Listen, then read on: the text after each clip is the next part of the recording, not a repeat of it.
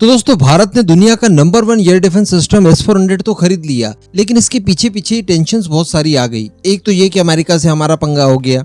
इसके अलावा जो रशिया के ऊपर सैंक्शंस लग गए हैं, हम लोग पेमेंट नहीं कर पाए हैं, इस वजह से 2 रेजिमेंट अभी डिलीवर्ड करनी बाकी है, इनकी डिलीवरी रोक दी गई है। लेकिन इससे भी बड़ी चिंता का विषय ये था कि अगर हम लोगों को 5 की 5 रेजिमेंट चलिए आज ही डिलीवर्ड हो जाती है और आज ही इन 5 रेजिमेंट्स को हम लोगों ने ऑपरेशनल भी कर दिया, लेकिन क्या ये सब पर्याप्त तो होगा? क्योंकि भारत का लैंड इतना बड़ा है, 2 तरफ से दुश्मन अटैक कर सकते हैं। इसके अलावा चाइना ने आजू बाजू के कई सारे देशों में अपना इन्फ्लुएंस जमा लिया है। किस डायरेक्शन से वो हमारे ऊपर हमला कर सकता है कोई गारंटी नहीं है। कहने का मतलब चारों दिशाओं में हमें S-400 जैसी सुरक्षात्मक छतरी चाहिए ही चाहिए हमारे देश को बचाने के लिए। तो कहने का मतलब इसके आ जाने के बाद हमारी चिंताएं कम नहीं हुई और इस बात को लेकर बहुत ज्यादा चर्चाएं होने लगी कि क्या अब इसके फॉलो ऑन ऑर्डर दिए जाएंगे और ज्यादा मात्रा में S-400 खरीदे जाएंगे। यहाँ तक की बातें कही जा रही थी कि 10 रेजिमेंट तक हम लोग खरीद लेंगे। S-500 तक को भी हम लोग कंसीडर करने की कोशिश कर रहे थे। अल्टीमेटली बहुत सारे नाटक हुई, लेकिन आज जो सुबह हम लोगों ने वीडियो में डिस्कशन किया उसी को इसके ऊपर अप्लाई कर देते हैं। मान लीजिए कि रशिया के ऊपर सैंक्शंस इसी तरह से लगे हुए रहते हैं और चाइनीज इन्फ्लुएंस भी रशिया के ऊपर बहुत ज्यादा बढ़ जाता है और हमारा कॉन्फ्लिक्ट चाइना के साथ ही हो गया। अब S-400 तो हम लोगों ने खरीद लिया, 5 रेजिमेंट भी आ गई, लेकिन इसके अंदर की मिसाइलें वो तो 20-30 सालों तक रशिया ही सप्लाई करेगा और रशिया ने सप्लाई करने से इनकार कर दिया, तब क्या करेंगे? कहने का मतलब आत्मनिर्भरता ही एकमात्र सॉल्यूशन है इन सारी टेंशन्स को भगा देने के लिए। और अब कुछ ऐसा ही किया गया है DRDO के द्वारा।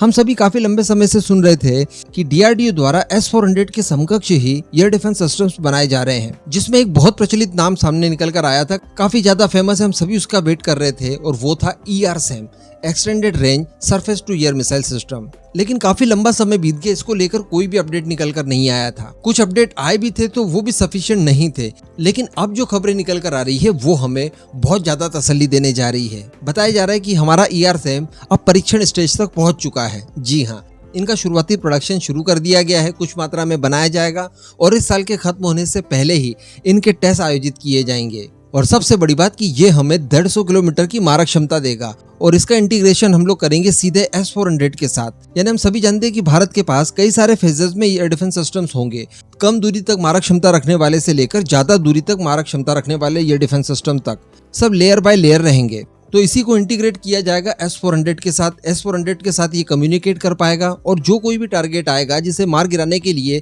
150 किलोमीटर रेंज तक की मिसाइल हमें चाहिए होगी, वहां पर हम लोग S-400 का इस्तेमाल न करते हुए ERSAM का इस्तेमाल करेंगे। चलिए यहाँ पर अब आपके मन में ये भी आ रहा होगा कि S-400 तो हमें 400 किलोमीटर की रेंज देगा, ERSAM जो अब टेस्ट के लिए तैयार हुआ है ये केवल 150 किलोमीटर की रेंज दे रहा है, उसके समकक्ष कैसे कहा जा सकता है? तो यार इतनी ही रेंज वाली एक मिसाइल S-400 के अंदर भी इस्तेमाल की जाती है। और दूसरी बात कि S-400 जब से बना है तब से लेकर अभी तक उसकी जितने भी किल रहे होंगे उनको आप उठाकर देख लीजिए, वहां पर जो मैक्सिमम किल था वो 150 किलोमीटर का ही था। 150 किलोमीटर के बियॉन्ड जाकर आज तक S-400 ने भी कोई किल नहीं किया है। और अगर फिर भी हमें इतना चाहिए तो XRSAM भी आ ही रहा है पीछे पीछे, जो हमें 350 किलोमीटर के आसपास की रेंज देगा, उसको भी हम लोग इसी फेज में इंटीग्रेट कर सकते हैं। तो अल्टीमेटली S-400 केवल दिखाने जितना ही काम का रहेगा, बाकी का सारा काम हमारे एयर डिफेंस सिस्टम्स कर सकते हैं। और चूंकि एक साथ कनेक्ट होंगे, इनका इंटीग्रेशन एक साथ होगा, आपस में कम्युनिकेट कर पाएंगे, तो S-400 वगैरह के साथ जो दूसरी साजो सामान की चीजें आती है, जिसमें सबसे बड़ा नाम आप रडार सिस्टम का ले लीजिए, जो कि आपको 600 किलोमीटर की डिटेक्शन रेंज देता है, उसका इस्तेमाल हम लोग हमारे एयर डिफेंस सिस्टम्स के साथ कर पाएंगे। इसके अतिरिक्त अगर नीचे की रेंज में जाए, यानी 150 किलोमीटर हमारे पास ERSAM हो गया, इन फ्यूचर हमारे पास XRSAM होगा जो कि 350 किलोमीटर के आसपास होगा। इसके बाद फिर हमारा BMD सिस्टम है। लेकिन नीचे की अगर बात की जाए तो यहाँ पर भी हमारे पास ढेर सारे ऑप्शन है, जिसमें हम लोग आकाश का नाम ले सकते हैं। आकाश के कई सारे वेरिएंट है जिनको हम लोग इस काम के लिए इस्तेमाल कर सकते हैं, जो 100 किलोमीटर के अंदर वाली रेंज में रहेंगे। आगे अगर देखा जाए तो इससे कम वाली कैटेगरी में भी हमारे पास उपलब्ध है, हमारा VLSR-SAM है। इन फ्यूचर हम लोग अस्त्रा मार्क 2 से भी VLSR-SAM टाइप का एयर डिफेंस सिस्टम बनाने जा रहे हैं, जो कि VLSR-SAM से थोड़ी ज्यादा रेंज देगा, क्योंकि इस समय VLSR-SAM में हम लोग अस्त्रा मार्क 1 मिसाइल का इस्तेमाल कर रहे हैं। इसके अतिरिक्त जो हम लोग अस्त्रा मार्क 3 मिसाइल बना रहे हैं, जो कि SFDR टेक्नोलॉजी बेस्ड होगी, उसका भी वर्टिकल वेरिएंट बनाया जाएगा, तो वो भी आपको लगभग 100 किलोमीटर के आसपास बढ़िया से रेंज देगा। जब आप उसे वर्टिकल लॉन्चर से लॉन्च करेंगे तो वो भी आपके पास उपलब्ध होगा। कहने का मतलब आपके पास एक लंबी सारी सीरीज है और सॉरी, हम लोग MRSAM LRSAM का नाम तो भूल रहे हैं, जो कि DRDO ने इजराइल के साथ मिलकर बनाया है। उसका इस्तेमाल भी बड़े स्तर पर किया जा रहा है। उसके लिए भी टेक्नोलॉजी ट्रांसफर पहले इजराइल से भारत की गई है और साथ ही साथ उसको निर्मित करने के लिए 40% टेक्नोलॉजी और सब सिस्टम्स भारतीय ही होते हैं, तो वो भी अल्टीमेटली हमारे पास एक स्वदेशी ऑप्शन हो गया। तो इस तरह के एयर डिफेंस सिस्टम्स की लाइनें लगी हुई है भारत के अंदर और सारे के सारे वर्ल्ड क्लास हैं।